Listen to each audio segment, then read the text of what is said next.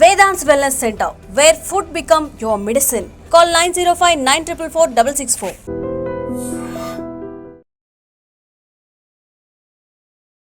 అమృత ప్రణయ్ ప్రేమ వివాహం అలాగే పెద్దలు సీరియస్గా ఉన్నారు, కొంచెం మీరు చూసుకోండి అని మీకు మొదటి నుంచి కూడా ఇన్ఫర్మేషన్ అయితే ఉంది సార్. అయినా సరే ప్రణయ్ హత్య జరిగింది సార్. అంటే మారుతీరావు ఇంత పని చేస్తాడు అని మీరు ఊహించలేకపోయారా? మారుతీరావును పిలిపించి పక్కన స్థానికంగా అంటే మిర్యాలగూడ అధికారులు కూడా ఉన్నారు, వాళ్ళందరి సమక్షంలో కూడా మాట్లాడినప్పుడు మేము ఎక్స్పెక్ట్ చేయండి ఇక్కడ అనమాట. అంటే పిల్లలు వాళ్ళే వచ్చేసి కూతురి కోసం కులం కోసం ప్రణయ్ని చంపడానికి కూడా వెనకాడని మారుతీరావు తనెందుకు ఆత్మహత్య చేసుకుని ఉంటాడని మీరు అనుకుంటున్నారు? మారుతీరావు ఆత్మహత్య చేసుకున్నప్పుడు మేము కూడా యాక్చువల్గా సర్ప్రైజ్ అయ్యాను. ఇతను ఆత్మహత్య చేసుకోవడానికి కారణాలు పలు ఉండొచ్చు. అక్కడ కారణాలు బహుశా రకరకాల నేను అనుకోవటం. ఒకటి నెంబర్ 1, డెఫినెట్గా అతను మోర్ ఆఫ్ ఇమోషనల్గా డిస్టర్బ్ అయ్యి ఉంటాడు అనే దాంతో అతను ఆత్మహత్యకు బహుశా వెళ్ళి ఉంటాడు అనేటటువంటిది నేను అనుకుంటున్నాను. ఒకరికి ఉరిశిక్ష 6గురికి జీవిత ఖైదు విధించే వరకు వచ్చింది అంటే అందులో పోలీసుల పాత్ర కీలకం. మీ మీద కూడా చాలా ఒత్తిళ్లు వచ్చి ఉంటాయి ఆ టైంలో, ముఖ్యంగా డబ్బుతో మేనేజ్ చేయాలనుకోవడము, రాజకీయ ఒత్తిళ్లు కావచ్చు, వీటన్నిటిని దాటుకుని జడ్జిమెంట్ వరకు కేసు ఎలా వచ్చింది? మేము ఫస్ట్ నుంచి కూడా అతను డబ్బున్న వ్యక్తి, అతను ఎక్కడో చోట ఇన్వెస్టిగేషన్ని కానీ ఏదన్నా అతను ఇన్ఫ్లుయెన్స్ చేస్తాడు అంటే మారుతీరావు ఇన్ఫ్లుయెన్స్ చేస్తాడు అనేటటువంటిది నాకు మైండ్లో ఫస్ట్ నుంచి ఉండింది. అందుకోసం మేము టెక్నాలజీని ఎక్కువ బేస్ అయ్యాం అన్నమాట. అంటే ఇన్వెస్టిగేషన్ని సో ముందుగానే అంటే ఊహించాను ఇది అవుతుందనే దాన్ని ఊహించే మేమంతా కూడా దాన్ని తగ్గట్టుగా ప్లాన్ చేయటం కూడా జరిగింది. బెయిల్ మీద రిలీజ్ అయిన తర్వాత సూసైడ్కి ముందు మారుతీరావు ఎప్పుడైనా మీతో మాట్లాడాడా సార్? బెయిల్ మీద రిలీజ్ అయిన తర్వాత పోలీస్ కస్టడీలోకి తీసుకున్నప్పుడు అంటే మేము అరెస్ట్ చేసినప్పుడు మాట్లాడాము. స్టార్టింగ్లో తప్పు చేయనట్టు అంటే అతను చేసింది రైట్ అనేటటువంటి అతను సమర్థించుకునే దూరంలో ఉన్నవాడు. అతను అలానే హ్యాండిల్ చేశాడు. ఫస్ట్ నుంచి కూడా ఇష్యూని ఎలిమినేట్ చేస్తే సరిపోతుంది అనుకునే దూరంతో ఉన్నాడు, కానీ ఇంకా వేరే కోణంలో ఎలా చేయాలనేది కూడా ఆ రెండవ కోణం ఎక్స్ప్లోర్ చేద్దాం అనేది కూడా ట్రై చేసింది కనిపించలేదు. ఇక్కడ అమృత గురించి, బాలస్వామి గారి గురించి కూడా మనం మాట్లాడుకోవాల్సింది సార్. ఈ కేసు విషయంలో స్ట్రాంగ్గా నిలబడ్డారు, అది కూడా మీకు బాగా ప్లస్ అయింది. అప్పటి నుంచి అమృత మీతో టచ్లో ఉందా సార్? జడ్జిమెంట్ తర్వాత కూడా మీకు కాల్ చేసింది కదా అమృత? నాకు ఇది కేసు జడ్జిమెంట్ వచ్చిన తర్వాత కూడా మాట్లాడినప్పుడు అంటే అందరూ చిన్నాభిన్నం అయిపోయి ఒక డెసిషన్ అనాలోచితంగా తీసుకున్న డెసిషన్ వల్ల ఇంతమంది కుటుంబాలు ఇంత ముడిపడి ఉన్నాయనేది మనం అర్థం చేసుకోవాలి. అందరికీ నమస్కారం, నేను Swarupa Putlapalli. Welcome to trending topic.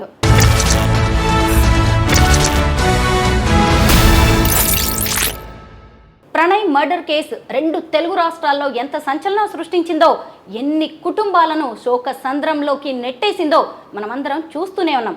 అప్పటి నల్గొండ జిల్లా ఎస్పీ సీనియర్ ఐపీఎస్ ఆఫీసర్ ఏవి రంగనాథ్ గారు నాతో పాటు ఉన్నారు. ఆయనతో మాట్లాడి ఎన్ని ఒత్తిడులు వచ్చినా నల్గొండ జిల్లా పోలీసులు ఈ కేసును ఎలా డీల్ చేశారు, అసలు తన తండ్రి ఏ తప్పు చేయలేదు, అన్యాయంగా ఈ కేసులో ఇరికించారు అని A6గా ఉన్న శ్రవణ్ కుమార్ కూతురు ఎందుకు ఆరోపిస్తోంది, ఈ తరం ప్రేమ జంటలకు తల్లిదండ్రులకు ఆయన ఏం చెబుతారో తెలుసుకుందాం. సార్ నమస్తే. నమస్కారం. అమృత ప్రణయ్ ప్రేమ వివాహం అలాగే పెద్దలు సీరియస్గా ఉన్నారు, కొంచెం మీరు చూసుకోండి అని మీకు మొదటి నుంచి కూడా నల్గొండ జిల్లా ఎస్పీగా ఛార్జ్ తీసుకునే టైంకే ఇన్ఫర్మేషన్ అయితే ఉంది సార్. మీరు మారుతీరావుని అలాగే శ్రవణ్ కుమార్ని పిలిచి మాట్లాడడం, కౌన్సిలింగ్ ఇవ్వడం కూడా జరిగింది. అయినా సరే ప్రణయ్ హత్య జరిగింది సార్. అంటే మారుతీరావు ఇంత పని చేస్తాడు అని మీరు ఊహించలేకపోయారా? లేదు, చూడండి, ఇప్పుడు ఇది ఆల్రెడీ నేను 2018 ప్రెస్ మీట్ పెట్టాం. సెప్టెంబర్ 18వ తారీఖు ఈ మర్డర్ అయిన తర్వాత ముద్దాయిలను అరెస్ట్ చూపిస్తున్న క్రమంలో ప్రెస్ మీట్ పెట్టినప్పుడు కూడా దీని మీద నేను ఆ రోజు చెప్పడం జరిగింది. Even at the cost of reputation. మళ్ళీ ఇంకొకసారి కూడా చెప్తాను.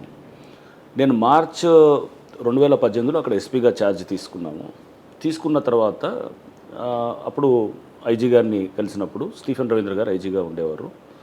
సో ఐజీ గారిని కలిసినప్పుడు అప్పుడు ఐజీ గారు నాకు ఇక్కడ ఒక ఇష్యూ అవుతుంది మిర్యాలగూడలో, ఇది ఒక కులాంతర వివాహం. అప్పుడే అంటే జనవరిలో మ్యారేజ్ అయింది, జనవరి 30-31 ఒక మ్యారేజ్ అయ్యింది అనమాట. వైశ్యాస్ అమ్మాయి అమృత అండ్ ఈ ఎస్సీ కులస్తుడైనటువంటి దళిత యువకుడు ప్రణయ్, వీళ్ళిద్దరి మధ్యలో ప్రేమ సంబంధించిన ఇష్యూ. అండ్ అప్పటికే కొంత ఇష్యూ కొంచెం జటిలమవుతున్న దీన్ని ఐజీ గారు నాకు ఆల్రెడీ హింట్ ఇచ్చారు, కొంచెం జాగ్రత్తగా గమనిస్తుండండి అని కూడా చెప్పారు. అది ఎప్పటికైనా కానీ ఇష్యూ పెద్దదిగా అవ్వచ్చేమో అని కూడా నాకు హింట్ ఇచ్చారు. ఇస్తే నేను వెంటనే న్యాచురల్గా నేను చేరిన ఒక వారం 10 రోజుల్లోనే నా ఆఫీస్లోనే, అంటే అప్పుడు ఎస్పీ ఆఫీస్ నల్గొండ ఆఫీస్కి పిలిపించాం కూడా. ప్రణయ్ వాళ్ళ మన మారుతిరావు గారిని ఆయన కూడా పిలిచాం. మారుతిరావుని పిలిపించి పక్కన స్థానికంగా అంటే మిర్యాలగూడ అధికారులు కూడా ఉన్నారు, వాళ్ళందరి సమక్షంలో కూడా మాట్లాడినప్పుడు జనరల్గా మారుతిరావు సార్ మాది అయింది 2 నెలలు అయిపోయింది, అప్పటికే మ్యారేజ్ అయ్యో వాట్ ఎవర్ ఇది, సో ఇక ఎవరి దారి వాళ్ళది, నాకు బిడ్డ లేదనేటట్టు నేను అనుకుంటాను అనేటట్టు ఆ ధోరణిలో మాట్లాడాడు. జనరల్గా అలానే మాట్లాడుతుంటారు ఇటువంటి మ్యారేజెస్ ఇష్యూస్లో. అలా మాట్లాడుతూ మాకు పూర్తిగా మేము తెగదెంపులు తీసుకున్నాం, మాకు అసలు ఇక వాళ్ళు ఎవరో మేము అనే పద్ధతిలో మాట్లాడినప్పుడు సరే ఓకే, బట్ జాగ్రత్త అని ఒక హెచ్చరిక చేసి ఆయన వెళ్ళిపోయిన తర్వాత మా అధికారులు కూడా చెప్పాను, జాగ్రత్త, కొంచెం మనం వాచ్ చేస్తుండాలి, ఎందుకంటే ఇతను చెప్పిన దాని మీద మనం బేస్ అవ్వాల్సిన అవసరం లేదు, మనం వెయిట్ చేసి వాచ్ చేద్దాం, కొంచెం చూస్తుండండి ఏం జరుగుతుందనేది కూడా అక్కడ కొంచెం నిశ్చితంగా గమనిస్తుండండి అక్కడ పరిస్థితులను కూడా చెప్పడం జరిగింది. అది అయిపోయింది. అయిన తర్వాత నెక్స్ట్ వీళ్ళు ఆగస్ట్లో మ్యారేజ్ మళ్ళీ రిసెప్షన్ పెడతారు. ఈ మ్యారేజ్ వీళ్ళది ప్రణయ్ అండ్ అమృత వాళ్ళు ఆగస్ట్లో అక్కడ మిర్యాలగూడలో రిసెప్షన్ పెడతారు. అప్పుడు కొంత ఫొటోస్ అవన్నీ కూడా అక్కడ లోకల్స్ వీళ్ళు వాట్సాప్లలో అవి తిరుగుతూ ఇతని దృష్టి కూడా వెళ్ళటం, వాళ్ళంతా కూడా అందరిని ఇన్వైట్ చేస్తూ ఇదంతా ఉంటే అతను కొంత ఇంకాస్త ఇబ్బందిగా ఫీల్ అయినట్టు అనిపించింది.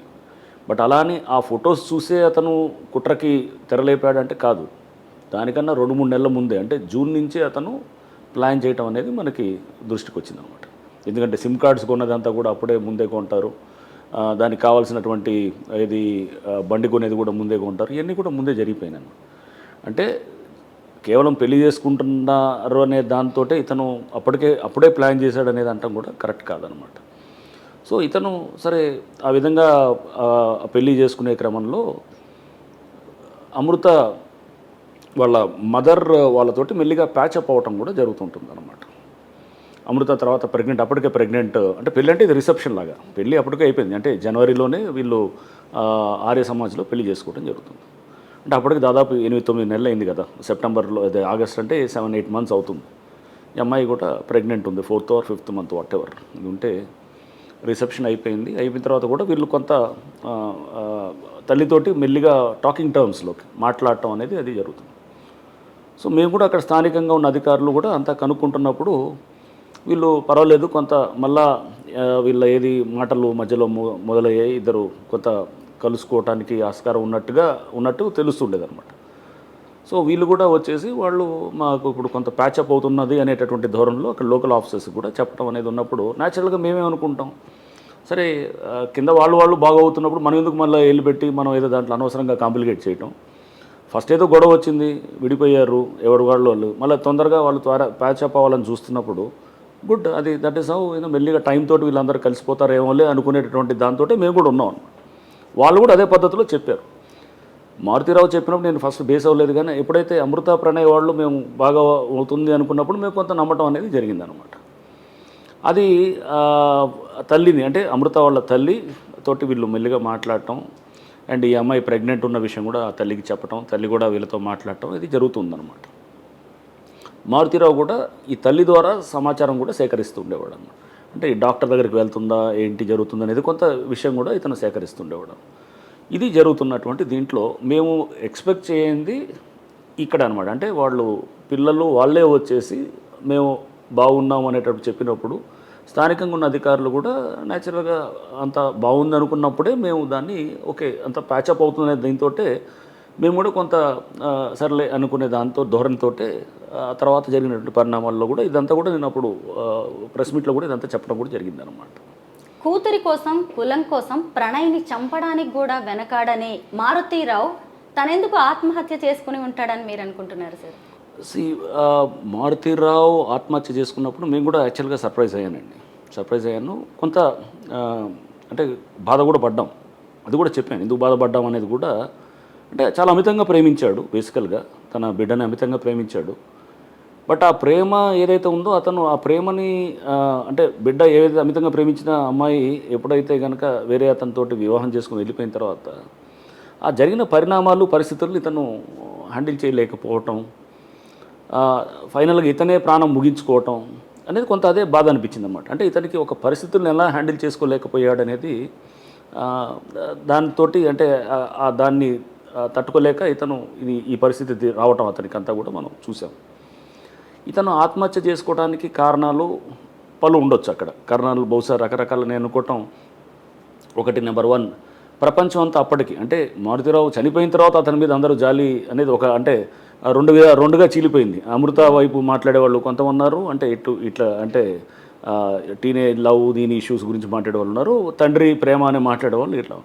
బట్ అంతకుముందు అంటే మారుతిరావు చనిపోకముందు అతన్ని మొత్తం అంత సమాజం దృష్టిలో అతను ఒక మర్డర్ చేసిన వాళ్ళలాగానే అతన్ని చూస్తూ ఆ విధంగా ఉండటంతో కూడా ఇతను కొంత నేను అనుకోవటం బహుశా దాంతో కూడా చాలా ఇమోషనల్గా డిస్టర్బ్ అయినట్టు అనేది కూడా కనబడుతూ ఉండింది అనమాట.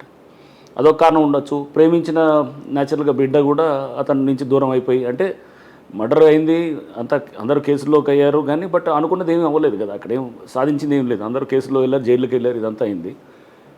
బట్ అక్కడేమి ఇతను అనుకున్నది యాక్చువల్గా అతన్ని మర్డర్ చేసిన తర్వాత బిడ్డ ఇతని దగ్గర వెనక్కి వస్తుందేమని అనుకునే దీంతో ఇతను ప్లాన్ ఉండేది. బట్ అదేం జరగలేదు. జరగకుండా ఇతను అరెస్ట్ అయ్యాడు. తర్వాత బిడ్డ దగ్గర అమీర్గా వెళ్ళేసి వాళ్ళ మామగారి దగ్గర ఎక్కడ ఉండటం ఇదంతా కూడా జరిగిందనమాట. ఇతను అనుకున్న క్యాలిక్యులేషన్స్ ఎక్కడ వర్కౌట్ కావట్లేదు. బిడ్డ కూడా ఇతన్ని ఏది తప్పుగా అంటే ఒక మర్డర్ చేసిన దీనిలాగానే సమాజంలో అయితే అనుకుంటుంది, అలానే బిడ్డ కూడా అనుకోవటంలో కూడా అనుకుంటుంది. దీంతోపాటు కేసు కూడా మేము కొంత పగడ్బందీగా బిల్డ్ చేయడం కూడా అతను కూడా 1-2 సందర్భాల్లో అక్కడిక్కడ మాట్లాడటం కూడా మేము విన్నాం అనమాట. అంటే మాకు కూడా సమాచారం వచ్చింది. సో కేసు కూడా పగడ్బందీగా అవుతుందని, అంటే కేసు కోసం అనేది నేను అన్ను, బట్ డెఫినెట్గా అతను మోర్ ఆఫ్ ఇమోషనల్గా డిస్టర్బ్ అయ్యి ఉంటాడు అనే దాంతో అతను ఆత్మహత్యకు బహుశా వెళ్ళి ఉంటాడు అనేటటువంటిది నేను అనుకుంటుంది అనమాట. సార్, ప్రణయ్ మర్డర్కి ముందు తర్వాత కూడా ఇలాంటి పరువు హత్యలు చాలా జరిగాయి. కానీ పోలీసులు ఈ కేసుని ఎలా డీల్ చేశారు, ఇన్వెస్టిగేషన్ అనేది పక్కాగా ఎలా జరిగింది సార్? ఎందుకంటే ఇప్పుడు మనం చూస్తూనే ఉన్నాం, ఒకరికి ఉరిశిక్ష 6గురికి జీవిత ఖైదు విధించే వరకు వచ్చింది అంటే అందులో పోలీసుల పాత్ర కీలకం. మీ మీద కూడా చాలా ఒత్తిళ్లు వచ్చి ఉంటాయి ఆ టైంలో, ముఖ్యంగా డబ్బుతో మేనేజ్ చేయాలనుకోవడము, రాజకీయ ఒత్తిళ్లు కావచ్చు, వీటన్నిటిని దాటుకుని జడ్జిమెంట్ వరకు ఈ కేసు ఎలా వచ్చింది? రైట్ అండి. ఈ కేసులో ఉన్న ఇంగ్రీడియంట్స్ కొంచెం డిఫరెంట్గా ఉంటుంది చాలా. దాని తర్వాత కూడా ఇమీడియట్గా 1-2 నెలల్లోనే నేను ఎర్రగడ్డలో ఒక మర్డర్ అవుతుందన్నమాట. అంటే ప్రణయ్ మర్డర్ అయిన తర్వాత కూడా ఒక 1-2 మంత్స్లోనే ఎర్రగడ్డ దగ్గర కూడా అవుతుంది. దాంట్లో తండ్రి వచ్చేసి బిడ్డను చంపుతాడు, కూతుర్ని చంపుతాడు. అంటే వాళ్ళంతా కూడా ఏంటంటే ఆర్థికంగా నార్మల్గా అతను వెరీ నార్మల్గా ఉంటాడు. అంటే బట్ ఇదే same inter caste marriage issues ఉంటాయన్నమాట. దీనికి ఇంత ప్రాముఖ్యత లేకపోతే ఇంత దీనికి ఇంత పబ్లిక్ ఇంత కనెక్ట్ అవ్వడానికి కారణం ఏంటంటే ఉన్నాయి కొన్ని ఇష్యూస్ ఉన్నాయి. ఒక పక్కన తండ్రి ఏమో బాగా ఎఫ్లూయెంట్, బాగా డబ్బున్న ధనిక దీని వర్గం నుంచి వచ్చినవాడు, వైశ్య సామాజిక వర్గం. అబ్బాయి పిల్లవాడు వచ్చేసి ఎస్సీ మాల్లా సామాజిక వర్గం. వాళ్ళు మిడిల్ క్లాస్, అతను ఒక ఎంప్లాయీగా ఉండేవారు, వాళ్ళు బాలస్వామి గారు. సో పిల్లలు కూడా చూడటానికి చక్కగా ఉన్నారు. వీళ్ళంతా ఫోటో షూట్ అదంతా తీయటం అదంతా కూడా టీవీలో అదంతా కూడా పాపులర్గా అది చూడటంతో పిల్లలు అందరూ చాలామంది కనెక్ట్ అవ్వడానికి అప్పుడు స్టార్టింగ్. అండ్ సీసీ ఫుటేజ్లో క్లియర్గా నరకటం అనేది పట్టుకొని అదంతా కూడా చేయటం, హైర్డ్ కిల్లింగ్స్ ఈ ఆస్పెక్ట్ రావటం, కాంట్రాక్ట్ కిల్లింగ్స్ రావటం, ఐఎస్ఐ రిలేటివ్ ఆపరేటివ్స్ వాళ్ళు కూడా ఐఎస్ఐ ట్రైన్డ్ అయినటువంటి ఆపరేటివ్స్ దీంట్లో ఇన్వాల్వ్ అవ్వటం, అంటే చాలా కరుడు కట్టిన నేరస్తులు కూడా దీంట్లో అన్నింటిలో ఉండటం, ఇవన్నీ కూడా బహుశా నేను అనుకోవటం ఈ కేసుకి కొంత ఇంకా అంటే బహుశా పబ్లిక్ ఎక్కువ దీని మీద ఇంట్రెస్ట్ చూపించడానికి కారణాలు అయి ఉండొచ్చేమని అనుకున్నాం అనమాట. ఎందుకంటే చాలా అయినాయి తర్వాత కేసెస్. బట్ ఎస్, ఇన్ఫ్లుయెన్సెస్ అంటే నా మీద ఎటువంటి ఇన్ఫ్లుయెన్సెస్ ఏమీ లేవు. బట్ డెఫినెట్గా మేము ఫస్ట్ నుంచి కూడా అతను డబ్బున్న వ్యక్తి. అతను ఎక్కడో చోట ఇన్వెస్టిగేషన్ని కానీ ఏదన్నా అతను ఇన్ఫ్లుయెన్స్ చేస్తాడు అంటే మారుతిరావు ఇన్ఫ్లుయెన్స్ చేస్తాడు అనేటటువంటిది నాకు మైండ్లో ఫస్ట్ నుంచి ఉండింది. అందుకోసం మేము టెక్నాలజీని ఎక్కువ బేస్ అయ్యాం అనమాట. అంటే ఇన్వెస్టిగేషన్ని హ్యాండిల్ ఇన్వెస్టిగేషన్ని మేనేజ్ చేయడంలో కానీ, లేకపోతే మేము ఛార్జ్షీట్ వేసిన తర్వాత సాక్షుల్ని తర్వాత మేనేజ్ చేసి వాళ్ళని హాస్టైల్ అంటాం అనమాట. అంటే ప్రాసిక్యూషన్ విట్నెసెస్ ఉంటారు, వాళ్ళని హాస్టైల్ చేయటం అనమాట. అంటే వాళ్ళు మరి నాకు తెలియదే, పోలీసు వాళ్ళు చెప్పమంటే చెప్పాం, లేదా ఎక్కడ సంతకం చేయమంటే చేసాం, లేదా పోలీసు వాళ్ళు ఈ విధంగా చెప్పారంటే అలా తీసుకొచ్చి చెప్పాం, పంచనామాల్లో మాకు తెలీదు, వాళ్ళు మా తెల్ల కాగితాలు మీద ఇలా చెప్పేవాళ్ళు కూడా చాలామంది ఉంటారన్నమాట. ఆ విధంగా హాస్టైల్ అవుతారనమాట. సో సాక్షులు హాస్టైల్ అవుతారు. హాస్టైల్ చేయడానికి డబ్బు చూపించవచ్చు, లేకపోతే ప్రలోభాలతో ఉండొచ్చు, లేకపోతే బెదిరింపులు కూడా ఉండొచ్చు. ఎందుకంటే వీళ్ళందరూ చాలా తీవ్రమైన ఇది నేరాల్లో ఇన్వాల్వ్ అయిన వాళ్ళు. ఎందుకంటే సుభాష్ శర్మ కూడా గతంలో చాలా నేరాల్లో ఉన్నవాడు. మన ఎవరు ఇతను భార్య కూడా అతను అంతకుముందు కూడా నేరాల్లో ఉన్నాడు. అండ్ ఇతను మన A3 ఉన్నటువంటి ఇతను మన అస్గర్ కూడా, A3 అస్గర్ కూడా అతను ఇంకా వీళ్ళందరికన్నా ఎక్కువ ఇతనికి అంటే ఇన్వాల్వ్మెంటు, చాలా మర్డర్స్లో ఉన్నాడు, చాలా క్రైమ్స్లో ఇన్వాల్వ్ అయినటువంటి అస్గర్ అలీ. సో వీళ్ళందరూ ఈజీగా భయంతో మేనేజ్ చేయడానికి ట్రై చేయొచ్చు, లేకపోతే మారుతిరావుకు ఉన్న డబ్బు బలంతో మేనేజ్ చేయడానికి ట్రై చేయొచ్చు అనే దాన్ని ఫస్ట్ నుంచి నాకు ఐడియా ఉంది. అందుకోసం ఫస్ట్ నుంచి కూడా దర్యాప్తుని టెక్నాలజీ మీద ఎక్కువ పోవాలనే దాంతో టీంను కూడా అలానే తయారు చేసాం అనమాట. చేసినప్పుడు కూడా అక్కడ టెక్నికల్ చూసేటటువంటి అప్పుడు రాజశేఖర్ అని చెప్పేసి SI ఉండేవాడు, సో టెక్నాలజీ రిలేటెడ్ అతన్ని, నెక్స్ట్ సుధీర్ అని చెప్పి అతన్ని, ఇంకా టాస్క్ ఫోర్స్ ఇన్స్పెక్టర్స్ ఉన్నారు. సో టెక్నికల్గా ఉండే టీమ్స్ని కూడా ఎక్కువ దీంట్లో ఇన్వాల్వ్ చేసామన్నమాట. చేసి సాంకేతిక పరిజ్ఞానాన్ని చాలా విస్తృతంగా వాడాం, సైంటిఫిక్ ఎవిడెన్స్ని, టెక్నాలజీని అనమాట. సో ముందుగానే అంటే ఊహించాను ఇది అవుతుందనే దాన్ని ఊహించే మేమంతా కూడా దాన్ని తగ్గట్టుగా ప్లాన్ చేయటం కూడా జరిగింది అనమాట కేసు. సార్ మిట్ట మధ్యాహ్నం నడి రోడ్డు మీదే ప్రణయ్ హత్య జరిగింది సార్. అక్కడ సీసీ కెమెరా విజువల్స్ తప్ప ఇంకేం లేవు, అది కూడా వెనక నుంచి ఉంది. మీరు ఎలాగ వాళ్ళని ట్రేస్ చేశారు? ఇది కేసులలో ఫస్ట్ మనకి వచ్చేది ఏంటంటే అతను వండి నరకటం మనం చూసాం, అది వీడియో. అది కూడా అంత క్లియర్గా ఉండదు. నరికిన తర్వాత నెక్స్ట్ మనకి ఇంకేమీ ఆధారాలు ఉండవు. కాల్ డేటాలో కూడా అక్కడ అతను తోటి మారుతిరావుతో డైరెక్ట్ కాంటాక్ట్ ఉండేది ఏమి ఉండదు. సో న్యాచురల్గా మనకి అతను ఎవరు, ఈ మారుతిరావు కనెక్ట్ ఏంటి అనేది కూడా మనకి ఎస్టాబ్లిష్ చేయడానికి కాంటాక్ట్స్లో కాల్ డేటాలో కూడా చూస్తే ఎవడో తెలియదు. మనం ఏదన్నా నార్మల్ టవర్ డేటాని తీస్తే కనుక నార్మల్ టవర్ డేటాలో కూడా మనకి అర్థం కాదనమాట. బట్ మా డౌట్ డెఫినెట్గా మారుతిరావు మీద డౌట్ ఉండింది. బట్ మారుతిరావు ఆ టైంలో హైదరాబాద్కి వెళ్ళాడు. యాక్చువల్గా అసలు కలెక్టరేట్కి వచ్చి SP ఆఫీస్కి కూడా రావాలని ఏదో ప్లాన్ చేసుకున్నాడు, వచ్చి ఏదో కలిసి వెళ్ళాలి ఏదో పని మీద అన్నట్టు. అంటే ముందుగా అంటే ఆలిబీ అంటాం అన్నాడు, అంటే ఆ టైంలో నేను లేను అక్కడ, నేను ఇక్కడే కలెక్టరేట్లో ఉన్నానని చెప్పి చూపించడానికి. బట్ ఎప్పుడైతే కనుక అతను ఈ మర్డర్ అయింది కొంచెం భయంతో మాడుగులపల్లి నుంచి హైదరాబాద్కి వెళ్ళిపోయాడు అనమాట. అంటే అక్కడ నల్గొండకు వస్తూ రాకుండా ముందే హైదరాబాద్కి వెళ్ళిపోయాడు. హైదరాబాద్కి వెళ్ళి హైదరాబాద్లో ఉన్నాడు. సో అతను మర్డర్కి కొంత టైం ముందే హైదరాబాద్కి వెళ్ళి అక్కడే ఉన్నాడు అనేది మనకి అక్కడ వచ్చినటువంటిది. So it was a preplanned and premeditated murder అనమాట అది. సో అంటే చాలా పద్ధతిగా పగడ్బందీగా ఇతను ప్లాన్డ్గా చేసినటువంటి మర్డర్ ఇది. ఇతను కాన్స్పిరసీలో ఇదంతా ఉన్నది. సో మేము అక్కడ న్యాచురల్గా మారుతిరావుని కూడా అతని నుంచి విచారణ చేస్తే అతనికి ఏం కాంటాక్ట్స్ ఉండవు. కొంత లోకల్ ఇన్పుట్ తీసుకుని అసలు ఏం జరిగింది, ఏం జరుగుతుంది అనేది కొంత తీసుకున్నప్పుడు ఒకటి రెండు కొంత ఇన్ఫర్మేషన్స్ వచ్చాయన్నమాట. ఆ ఇన్ఫర్మేషన్స్ని ట్యాప్ చేసినప్పుడు మనకి కరీం అనేవాడు బయటకు వచ్చిందనమాట. కరీం A5 కరీం పేరు వచ్చిన తర్వాత కరీం నుంచి మనం మెల్లిగా కనెక్ట్ అవ్వటం మొదలెట్టాం అనమాట. కరీం దగ్గర నుంచి కరీం కూడా పారిపోతూ మాకు దొరికాడు. కరీం నుంచి కనెక్ట్ చేసుకుంటూ మేము ట్రై చేసినప్పుడు కరీము అంటే అసలు ఏం జరిగింది అనేది అంత చూసినప్పుడు కరీం తర్వాత మాకంటే వచ్చిన సమాచారం ఇదంతా. తర్వాత వీళ్ళందరి నుంచి మనం ఒకసారి అరెస్ట్ అయిన తర్వాత వీళ్ళందరి దగ్గర నుంచి మనం అంటే జరిగింది ఏంటంటే ఇలా అనేసి అంటే కరీం నుంచి బహుశా వీళ్ళు మనకి స్టోరీ అంతా రావచ్చు అనే దాంతో ఇతని కోసం ట్రై చేసాం. ఈ లోపల తక్కిన వాళ్ళు కూడా మనకి వచ్చేసింది ఇన్ఫర్మేషన్ కూడా, ఇంటెలిజెన్స్ కూడా మేము తీసుకోవడం అంతా రకరకాల పద్ధతుల్లో సేకరించడం జరుగుతుంది కదా. చేసినప్పుడు కొంత ఇది ఉంది. బట్ అస్గర్ వాళ్ళు అనేది మాకు తర్వాత రావటం ఇన్ఫర్మేషన్ అంతా కూడా దాన్ని తర్వాత వాళ్ళని మహారాష్ట్రలో పికప్ చేయటం, శర్మనేమో బీహార్లో పికప్ చేయటం, అక్కడ అరెస్ట్ చేసి అక్కడ బీహార్ పోలీసు సహాయ సహకారాలతో వాళ్ళని అరెస్ట్ చేయటం ఇవన్నీ కూడా జరిగిందనమాట. ఎంత పెద్ద నేరస్తుడైనా ఎక్కడో ఒక చోట తప్పు చేస్తాడు, క్లూ వదిలేస్తాడు. అసలు చేతికి మట్టంటకుండా అల్లుణ్ణి అంతం చేయాలనుకున్న మారుతీరావు హాస్పిటల్లో సీసీ కెమెరా ఉందని చూసుకోలేదంటారా? సీసీ కెమెరా తోటి మనకేం వచ్చింది ఏం లేదు లీడ్ అక్కడ. మీరు అది కూడా చూస్తే కనుక సీసీ కెమెరా తోటి వచ్చింది ఏం లేదు, బ్యాక్ సైడ్ నుంచి వచ్చింది. ఆ సీసీ కెమెరా లేకున్నా కానీ కూడా మాకు వర్కౌట్ అవుతుంది. ఎందుకంటే ఫైనల్గా ఎటు వచ్చి డౌట్ మారుతిరావు మీద ఉండింది. బట్ మారుతిరావు నుంచి మీకు ఇన్ఫర్మేషన్ తీయలేదు.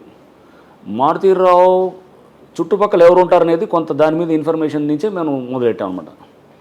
సో మారుతిరావుని ఎందుకంటే అతను కొంత వయసు రీత్యా పెద్ద మనిషి అండ్ అక్కడ డబ్బున్న వ్యక్తి, అతన్ని మనం వెంటనే అతను ఏంటంటే నేను లేను అసలు హైదరాబాద్లో ఉన్నాను అంటాడు. ముందు అందుకోసం మనం ఇన్ఫర్మేషన్ తీయాలంటే కనుక అక్కడ పరిస్థితులు ఏంటి అనేది కొంత ఆరా తీసుకున్నప్పుడు అక్కడ మనకి కొంత కనబడుతుంది అనమాట. సో అది ఆ లోకల్ ఇంటెలిజెన్సే అది మనకి కీలకం అవుతుంది అనమాట ఎప్పుడైనా కానీ. సో చేసి తప్పించుకోవటం అది మనకి కాదు అన్నప్పుడు మోటివ్ అనేది చాలా ఇంపార్టెంట్. ఎవరికి ఉంటుంది ఒక వ్యక్తిని చంపాలంటే కనుక మోటివ్ ఎవరికి ఉంటుంది?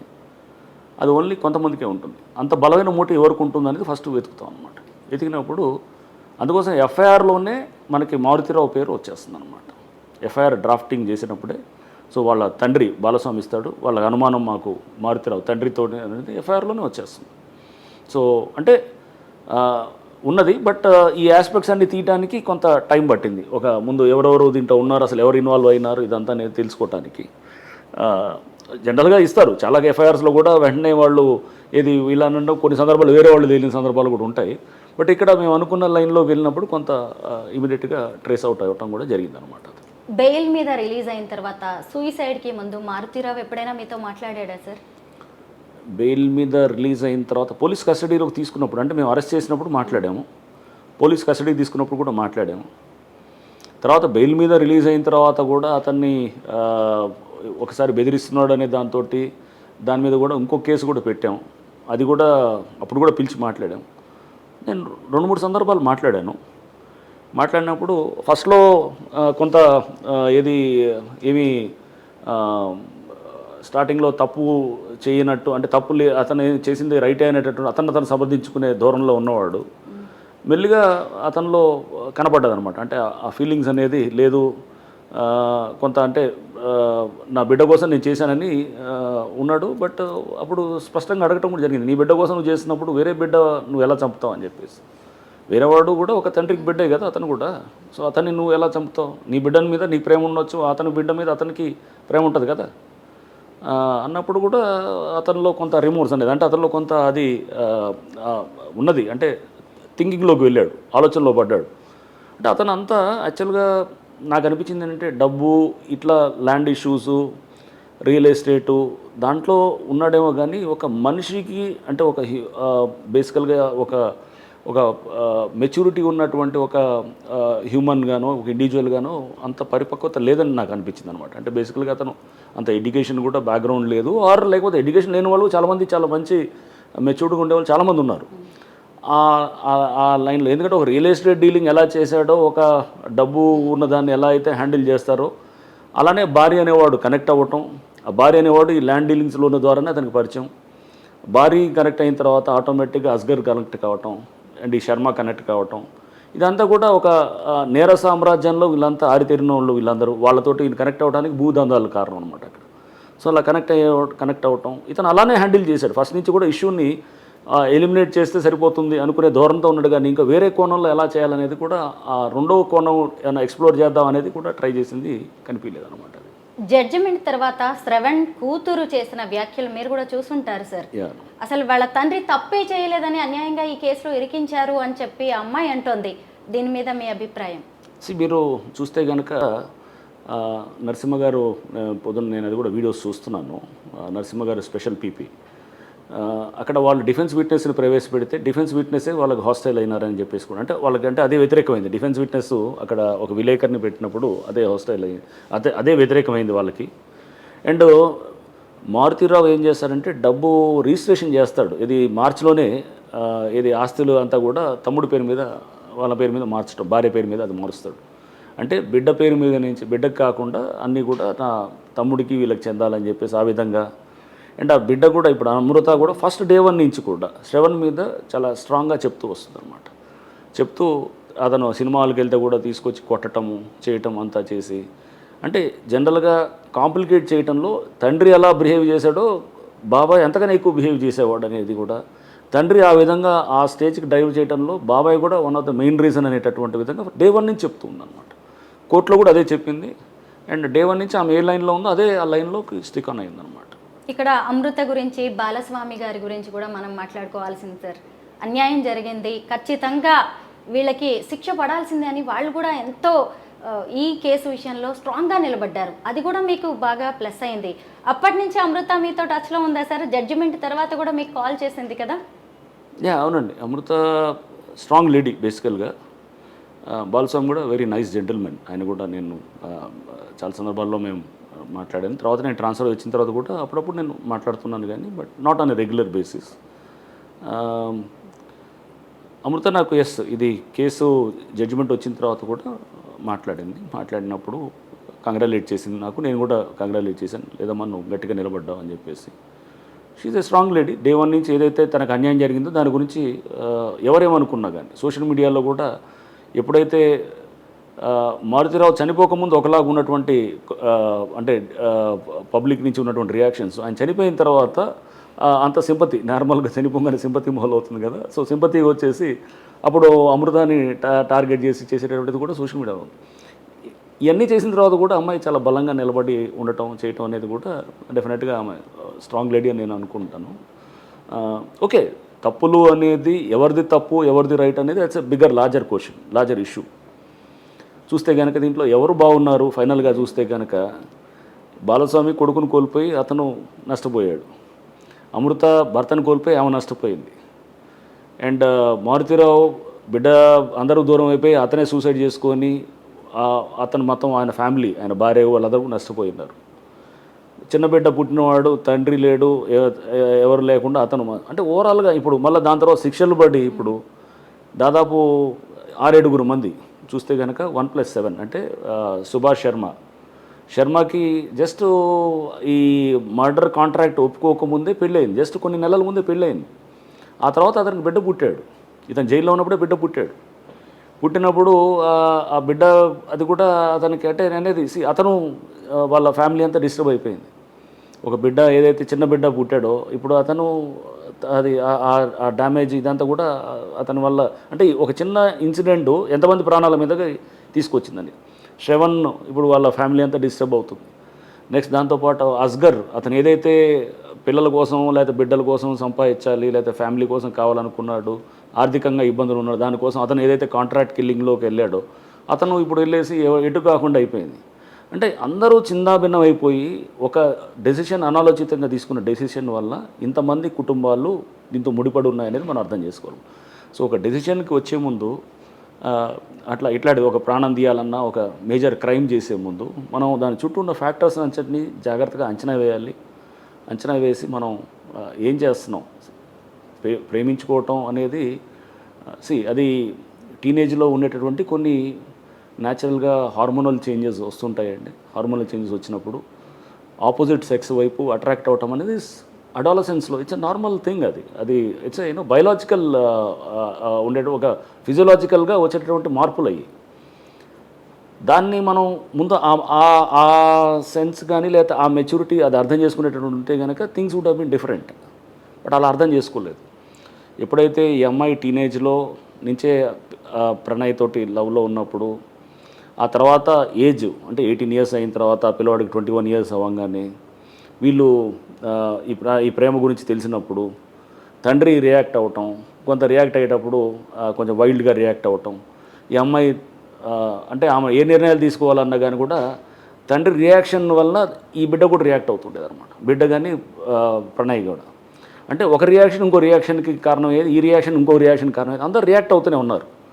ఈ రియాక్ట్ అవుతున్న క్రమంలో విచక్షణ అనేది మర్చిపోయి ఈ అమ్మాయి వెళ్ళేసి పెళ్లి చేసిన తర్వాత ప్రేమ వివాహం ఆర్య సమాజంలో చేసుకోవటం, ఆ తర్వాత ఇతను మళ్ళీ రియాక్ట్ అయ్యి ఒక మర్డర్కి కాన్స్పిరసీ అంతా కూడా చేయటం, దానివల్ల జరిగినటువంటి ఇవన్నీ అంటే ఒక ఇష్యూని సరిగ్గా హ్యాండిల్ చేసుకోలేకపోతే, ఒక టీనేజ్ సైకాలజీని అర్థం చేసుకోలేకపోతే, అడాలసెన్స్లో వచ్చేటటువంటి ఇటువంటి మార్పుల్ని మనం తెలుసుకోలేకపోతే కనుక అంటే పిల్లల మనస్తత్వం ఎలా ఉంటుంది ఆ వయసులోనే తెలుసుకోకపోతే తండ్రిగా మనం ఈ తల్లిదండ్రులు కూడా ఇది కూడా తెలుసుకోవాలి. ఇప్పుడు ఎందుకంటే చాలామంది పిల్లలు ఈ సోషల్ మీడియా దీని ఇన్ఫ్లుయెన్స్లో కూడా వచ్చేసి టీనేజ్ ఇవన్నీ ఇన్ఫాచ్యుయేషన్స్ call love or infatuation what ever. So ఇది కామన్ ఫినామినన్ అయిపోయింది. దాన్ని హ్యాండిల్ చేసుకునే విధానం కూడా తల్లిదండ్రులకి తెలియాలి. ఇట్లాంటివి వచ్చినప్పుడు రియాక్ట్ అయ్యి వాళ్ళ ఈ నిర్ణయాల్ని మీరు ఇంకా స్పీడప్ చేయకూడదు. Time is the healer. Time చాలా ఇంపార్టెంటు. టైంతో చాలా పరిష్కారాలు అవుతాయి. మీరు అనుకున్నట్టు వాళ్ళు తయారవచ్చు, లేకపోతే వాళ్ళు విడిపోవచ్చు, కలిసి ఉండవచ్చు, ఏదైనా జరగవచ్చు, రకరకాల ఫ్యాక్టర్స్ అవ్వచ్చు. బట్ టైం అనే దాన్ని మనం త్వరగతిన కొన్ని చేస్తే కనుక కాన్సిక్వెన్సెస్ ఈ విధంగా ఉంటాయని కూడా మనం అర్థం చేసుకోవాలన్నమాట. సార్, సోషల్ మీడియాలో రకరకాల వాదనలు వినిపిస్తూ ఉన్నాయి. ఇప్పటికి కూడా అమృతని తప్పుపడుతున్నారు, అలాగే మారుతీరావు అమర్ రహే అంటున్నారు. ఎంతకీ కూడా దీన్ని ఒక తండ్రి ప్రేమగా చూపించే ప్రయత్నమే జరుగుతుంది. మీరేమంటారు సార్? ఈ కేసు డెఫినెట్గా మనము మారుతీరావుని తప్పుగా చూడటానికి లేదండి. ఎందుకంటే ఒక తండ్రిగా అతని వరకు కరెక్ట్. ఏది తండ్రిగా ఎంతవరకు కరెక్ట్ అంటే బిడ్డ మీద ప్రేమ ఉన్నంత వరకు కరెక్ట్. బట్ అవతల బిడ్డను చంపడం అనేది కరెక్ట్ కాదు అనేది అంటున్నాం అనమాట. అంటే నువ్వు ఒక తండ్రి కాదు కదా, నువ్వు వేరే వాడి గురించి కూడా ఆలోచన చేయాలి కదా. వేరే అతను కూడా తండ్రే కదా. సో అతనికి సపోర్ట్ వస్తుంది అంటే కనుక చనిపోయాడు. మన దగ్గర ఏంటంటే కొంత సింపతి అనేది న్యాచురల్గా ఉంటుంది కాబట్టి బిడ్డని ఇప్పుడు ఏంటంటే ఇట్లా ఏది అమ్మాయిని అరే నువ్వు ఏది వాళ్ళు పలు దూషణలు అవి కూడా చూస్తుంటాం మనం, ఏమి చూస్తూ మాట్లాడే వాళ్ళు అన్నింటి అంటే ప్రేమించడం తప్పైనట్టు లేదా ఇంట్లో ఇది చేసినట్టు అనేటటువంటి విధంగా సోషల్ మీడియాలో చాలా కామెంట్స్ వస్తున్నాయి. ఎస్, డెఫినెట్గా మనం ఐడియల్ సిచ్యువేషన్ ఏంటి, విన్ విన్ సిచ్యువేషన్ ఉండాలి. అంటే తల్లిదండ్రులకు నచ్చిన సంబంధం పిల్లలు తీసుకొచ్చేటట్టు ఉండాలి, పిల్లల దాన్ని కూడా తల్లిదండ్రులు ఆమోదించేటట్టు ఉండాలి. ఇద్దరు అంతా పరస్పరంగా ఉంటే కనుక దట్స్ ఏ ఐడియల్ సిచ్యువేషన్ అనమాట.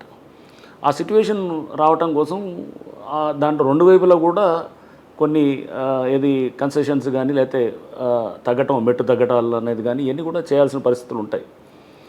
దానికి చెప్తున్నాం కదా, ఇతను బహుశా మీరు కొత్త బంగారు లోకం సినిమా చూస్తుంటే కనుక ఇది చాలా క్లియర్గా కనపడుతుంటుంది అనమాట. సో అంటే డిఫరెంట్ కాంటెక్స్లో ఉండొచ్చు కానీ బట్ ఇట్లాంటి ఒక సిచ్యువేషన్ వచ్చినప్పుడు దాన్ని మనిషికి అన్నీ ఎట్లా వస్తుందండి, మనం నడిచేటప్పుడు నడిచి మంచాలు పట్టుకొని చిన్న ఏది కార్డ్స్ పట్టుకొని లేకపోతే టేబుల్ పట్టుకొని నడుచుకుంటూ గోడను పట్టుకొని నడుస్తాం.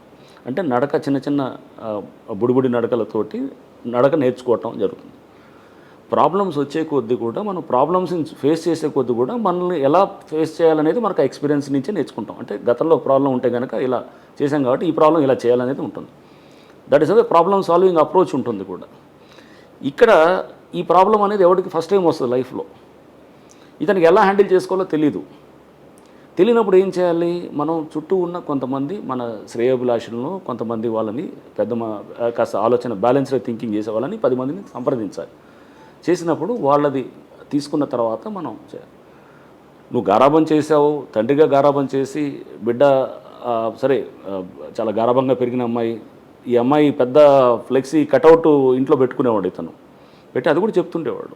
పెద్ద లేకలేక పుట్టిన అమ్మాయి అంత పెద్ద కటౌట్ పొద్దున్న లెగిస్తే బిడ్డను చూడాలనుకునేది ఇట్లా ఉండేదన్నమాట. మాకే బాధ అనిపించేది, అరే ఇంత ప్రేమ ఉన్నవాడు బట్ రియాక్ట్ అయ్యే పద్ధతి నువ్వు అది కంట్రోల్ చేసుకోలేక బిడ్డని ఏది చాలా ఫ్రీగా వదిలేసాడు.